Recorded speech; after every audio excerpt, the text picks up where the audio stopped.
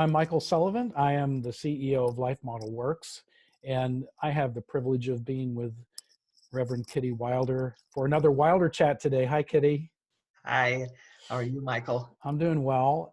It's so good to do this with you. I just appreciate you being available and out of your very, very rich experience of practicing the life model skills, that you're just having this opportunity to share with me and to share with our whole audience. So thank you, Kitty. You're welcome. Yeah. Mhm. So we have talked about fear and shame so far in the first two chats in this series. And now we're going to talk about anger. I think everybody can relate to anger somehow. Yes, Yeah. yes. hmm So tell us a story. Okay, well, we're working on the level 3, the cingulate cortex, which is synchronizing with other people and connecting. So we want to be able to return to joy. And so in the midst of the anger, we can still be glad to be together with people. Mm. And so it's not that we have left the emotion and now we can be back to yippee skippy, everything's fine. It's in the midst of the emotion and we are glad to be with people. And a healthy brain can do that in 90 seconds. Amazing. If not, then we do get stuck in that emotion because we don't know how to be glad to be with people in the midst of it. So in this anger one, the preparation, since we're doing a training, is we want the story at a moderate feeling level, not too intense. We don't want to overwhelm people. And I've told this story before, so it's something that I'm used to. I'm not having to be guarded in telling the story. Like there's not somebody that I don't want them to hear it or I don't want them to know about it. So I have the full freedom to tell the story. And the story is autobiographical. It's about me and it illustrates a specific feeling. So in our trainings, that's what we're focusing on. So then we briefly describe the situation. We list feeling words for this story. And then during the story, my body felt like this. And so we describe what it feels like in our body because that's helping to turn on our full brain. And how was I able to return to joy in the midst of the distressing emotion?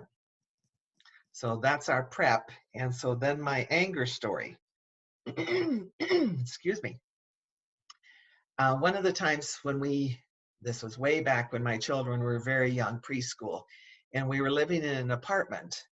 And the lady downstairs, she wanted it very quiet when her children took naps. So she had called me and told me, would you please go out of your apartment because it's too noisy and my kids can't sleep? Hmm. And I would frequently get these calls, but this one day it just really made me angry because we were living life and I wasn't able to always pick up my kids and leave so her kids could nap. And so it was just like, this is unreasonable. And I was just really put out with it. And my body was just like, I'm not going to go along with this. And I felt enraged. I felt my body tighten. And it was like, no, you're not going to ask this of me. And I just became very indignant.